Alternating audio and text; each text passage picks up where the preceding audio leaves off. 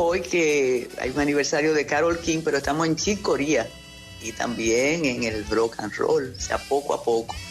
Y debemos hacer, José, un encuentro finanzas y cine, porque nos damos cuenta que la nueva generación del matutino, a la finanza le gusta el cine, al cine le gusta la finanza. ¿Qué tenemos hoy? Liliana Rodríguez Álvarez en esas finanzas, con café, con sabor a café y con algunas preocupaciones, aunque cada semana tenemos momentos de clímax y de entusiasmo, después bajamos y hoy hay menos nubarrones. ¿Cómo está? Bienvenida.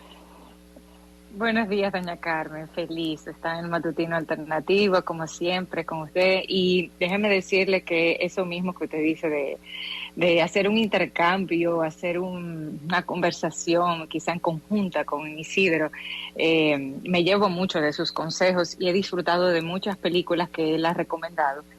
De hecho, ahora mismo Francisco hablaba de Javier Bardem y me encantó que lo nominaran como mejor actor en Being the Ricardos. Esa película fue espectacular.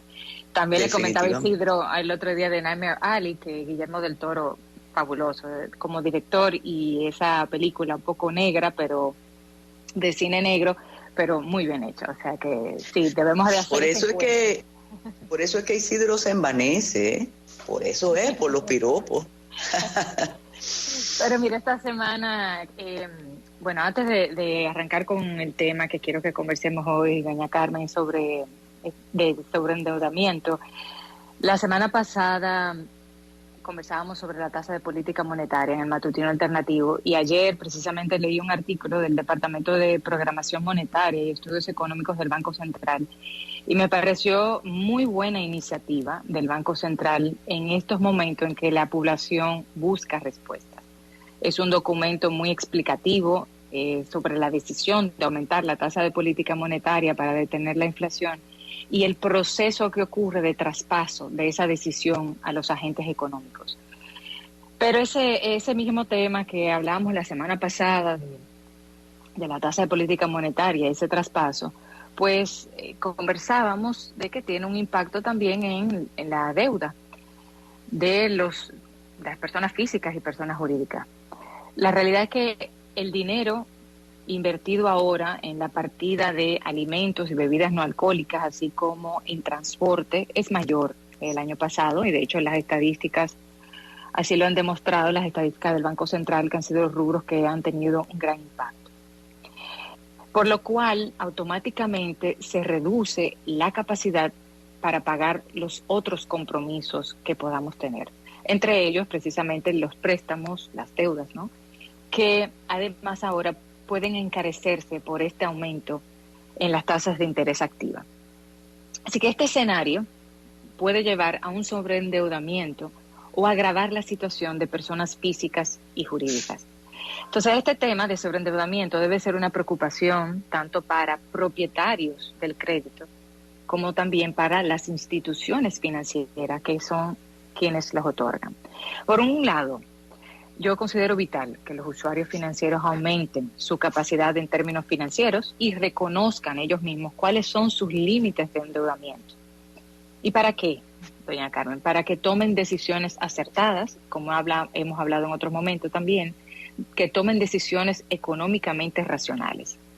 Pero también para que conozcan sus derechos a una comunicación e información transparente por parte de las instituciones financieras, para que ante imprevistos ellos también sepan cómo pueden realizar ajustes al financiamiento, a sus préstamos.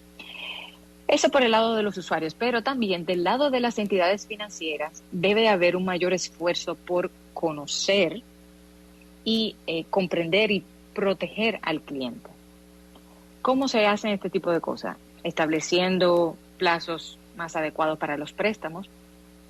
De hecho, se han hecho estudios de que la mayor proporción de los microcréditos se negocian a 12 meses, que se negocian a 12 meses o menos, son los que presentan mayores atrasos.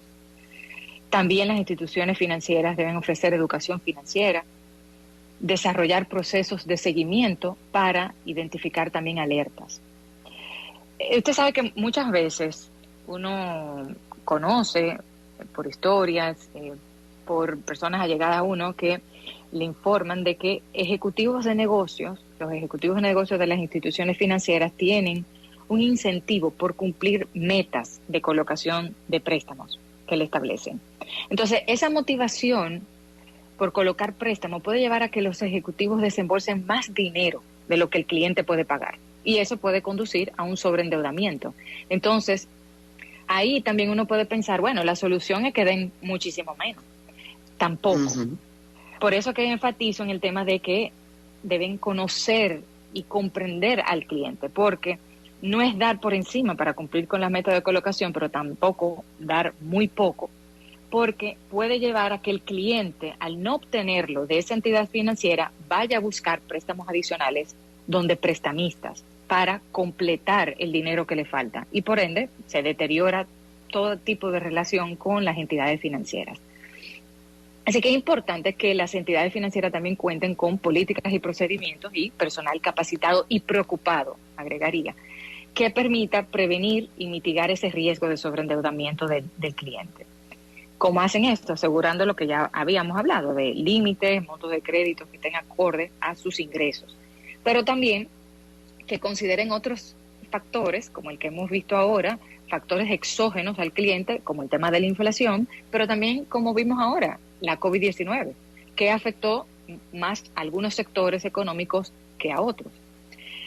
Para eso, para comprender mejor incluso, hay un reglamento de evaluación de activos que define la capacidad de endeudamiento como la capacidad máxima que el deudor tiene para asumir deudas sin que le afecte su solvencia. Eso es tomando en consideración la relación de los gastos que tiene respecto a sus ingresos totales. Entonces, en ese sentido, corresponde al nivel máximo en que se puede endeudar para cumplir con sus compromisos sin afectar su posición económica.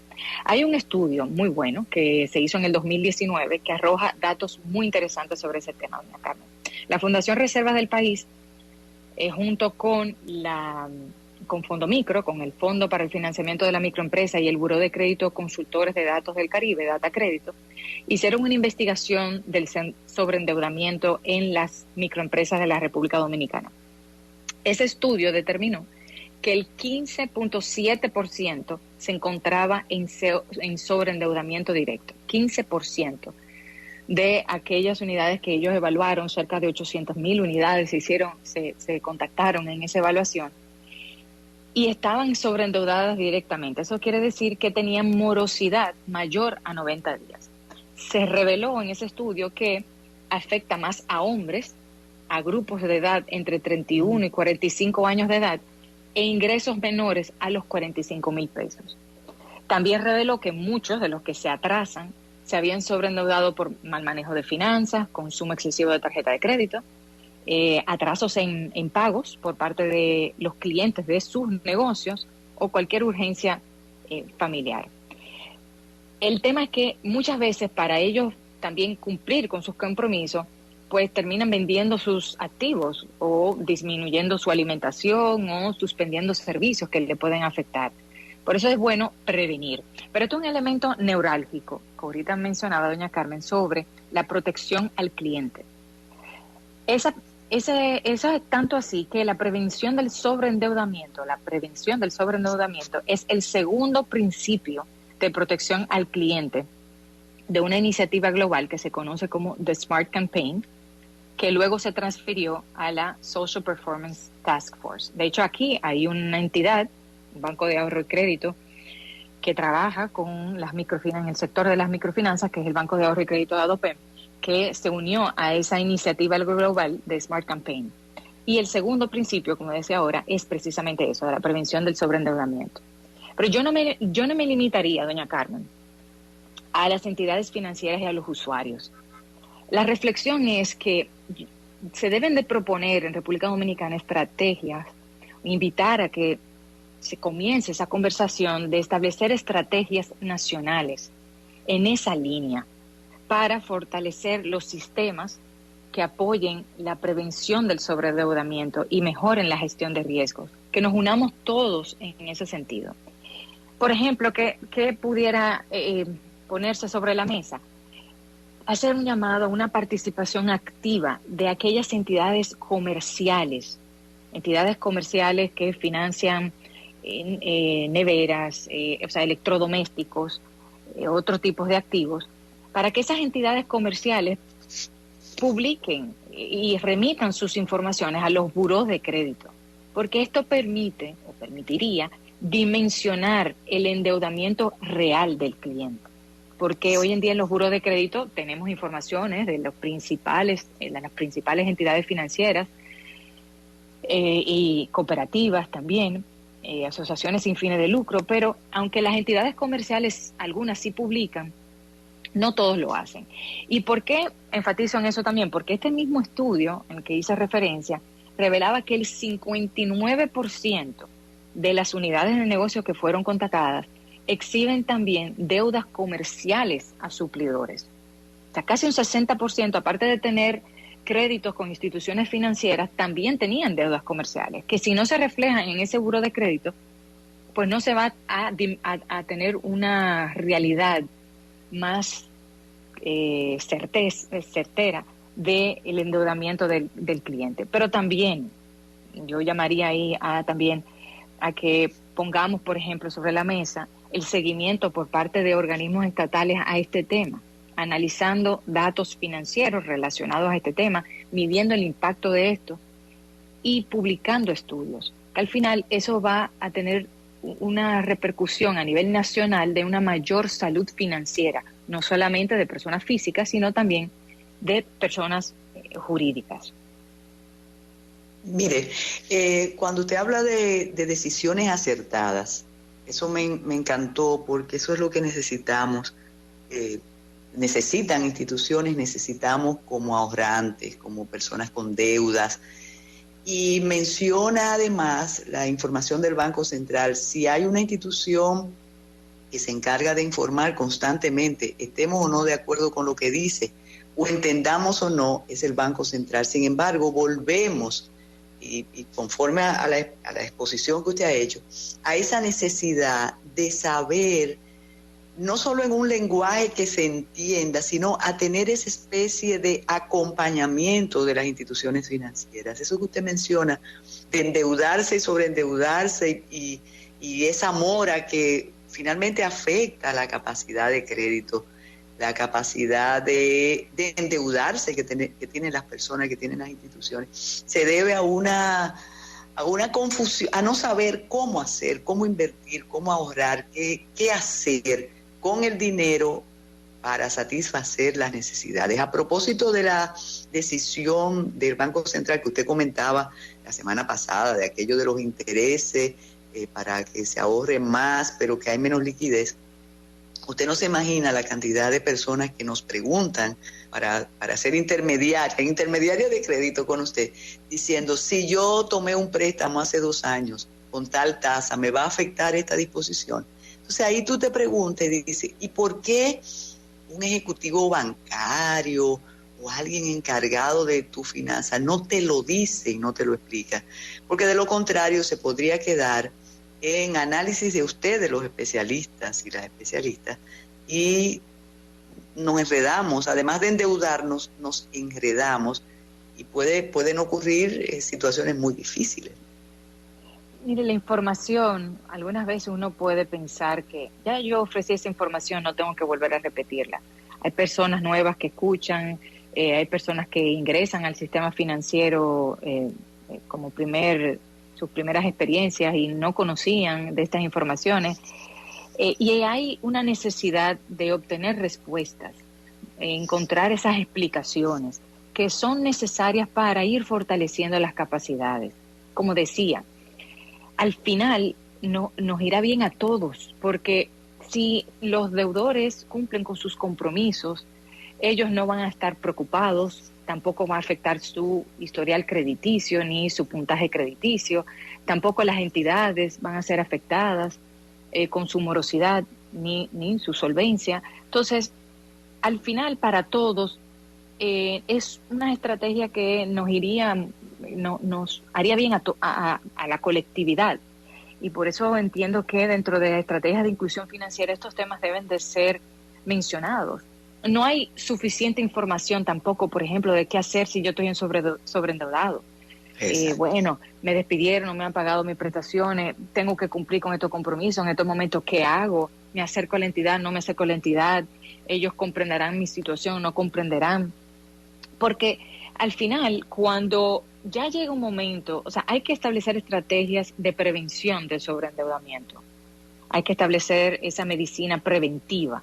Pero también hay que establecer esta otra medicina cuando ya uno está sobreendeudado. Y hay medidas para eso que las entidades financieras también tienen. Y hay reglas de finanzas también que están establecidas para esos fines. O sea, puede ser muy abrumador y angustiante, por ejemplo, remediar una situación cuando yo estoy sobreendeudado y yo no tengo cómo pagar. ¿Por qué? Óyeme, tengo que pagar ahora a final de mes y no tengo cómo. Me aumentaron esto, me aumentaron lo otro. Entonces, también con el tema de sobreendeudamiento hay que dar informaciones sobre cómo mejorar tu salud, de cómo aliviar esa deuda financiera. Por ejemplo, en ese tema de aliviar la deuda financiera una vez uno está en esa situación, lo ideal es uno saber cuáles son todas sus deudas. Y en otras ocasiones hemos hablado, doña Carmen, aquí en el Matutino Alternativo, la importancia de organizarse. Entonces, uno se organiza, uno lista todas las deudas con sus balances adeudados, sus tasas de interés, los montos mínimos que hay que pagar, los montos de cuotas que hay que pagar. Y también establecer cuánto es el importe adicional que yo pudiera destinar para ir saldando esas deudas. Y hay métodos conocidos a nivel internacional que le llaman, hay unos métodos que es snowball, que sería bola de nieve, y el método avalancha. El método bola de nieve se trata de que cuando uno hace ese listado de todas las deudas, uno comience por saldar las deudas más pequeñas. Es decir, tengo 5 deudas, espérate, déjame yo hacer un listado, cuáles son las más pequeñas, y déjame yo ir saldando las más pequeñas y me voy quedando ya, en lugar, el primer mes me quedo con 4, a los 3 meses me quedé con 3. Entonces, también hay un efecto psicológico de que estoy saldando mis deudas. Uh-huh. Pero también hay un método avalancha que es ir haciendo ese listado, o sea, que una vez yo haga ese listado de deudas, yo comience por eliminar las deudas que son más costosas, es decir, aquellas que tienen una mayor tasa de interés.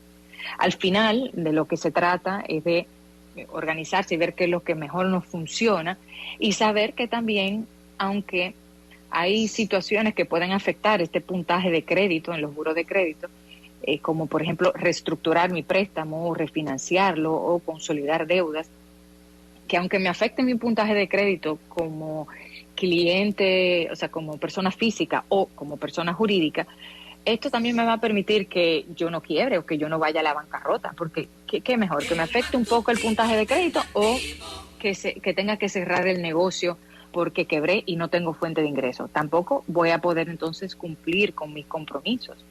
Y también incluso hay temas con, por ejemplo, personas que están sobreendeudadas y no saben si utilizar su dinero del retiro, como ha sido también exactamente. Mire, y aquí hay algo, cuando usted, porque eso de acertado a mí me encantó, porque a veces queremos ser acertados, pero metemos muchísimo la pata. Dice, ya aprendimos con la tarjeta, ¿no? Esa persona que dice que ya aprendimos con la tarjeta, quizás quien tuvo un golpe con la tarjeta, dice, nos refinanciábamos con la tarjeta, después aprendimos a no hacerlo. Eso es algo que también incide en las finanzas personales, claro, y uno lo sabe por testimonios particulares, familiares, de amigos. Y usted lo decía ahorita con otra perspectiva, cuando te vas refinanciando la misma deuda y te vas endeudando más y de repente te quedas en el aire. Dice otro, pero este es un atrevido. Me importa estar en rojo con la tarjeta. Financio todo y después la cierro. No entiendo porque entonces tu historial de crédito se va a afectar, Liliana. Eso es de parvulario, ¿no? Mire, sí, eso indiscutiblemente afecta el historial crediticio, el puntaje crediticio, y al final también afecta en el futuro la posibilidad de conseguir financiamiento y a qué tasa, dependiendo del riesgo de incumplimiento que se tiene establecido para ese cliente, el perfil del cliente. La tarjeta de crédito tiene una alta tasa de interés comparada a préstamos, o sea, no recomendaría financiarse con la tarjeta de crédito por el nivel alto de tasa que tiene. Sí es un instrumento que si se maneja adecuadamente, pues permite rejugar el tema de la liquidez en lo que paga el salario, que me entre el dinero del negocio, pero tiene que manejarse bien. Y de hecho, ese estudio que ahorita referíamos afirmaba y revelaba que una de las razones por las cuales habían clientes que se atrasaban unos 30 días, o sea que podía caer en una cuota, era porque hacía un consumo excesivo en su tarjeta de crédito, y esa era una de las razones. Es importante también uno saber como cliente que uno también puede solicitar que mi límite de crédito sea inferior al que me aumentaron. O sea, a medida que yo vaya utilizando la tarjeta de crédito, las instituciones financieras pueden aumentarte el límite de crédito incluso sin tú solicitarlo. Y en esos momentos eso puede llevar a que tú consumes más. Entonces también el usuario tiene el derecho de solicitarle a la entidad que se lo ponga el límite como lo tenía antes, que no se lo aumente, porque eso permite también tener un tope al que tú sabes que te puedes manejar. Lo importante es esa información. Definitivamente. Entonces, Liliana, muchísimas gracias. Prepárese para escuchar a Isidro con sus predicciones y vamos a tratar de tomar las decisiones más acertadas en momentos difíciles, pero son momentos delicados que estamos viviendo. De modo que debemos preservar nuestras finanzas. Y mejor si las preservamos escuchándola a usted con aroma de café. Gracias, doña Carmen. Un placer estar como siempre. Aquí estar en sintonía. Un abrazo. Gracias. Ya regresa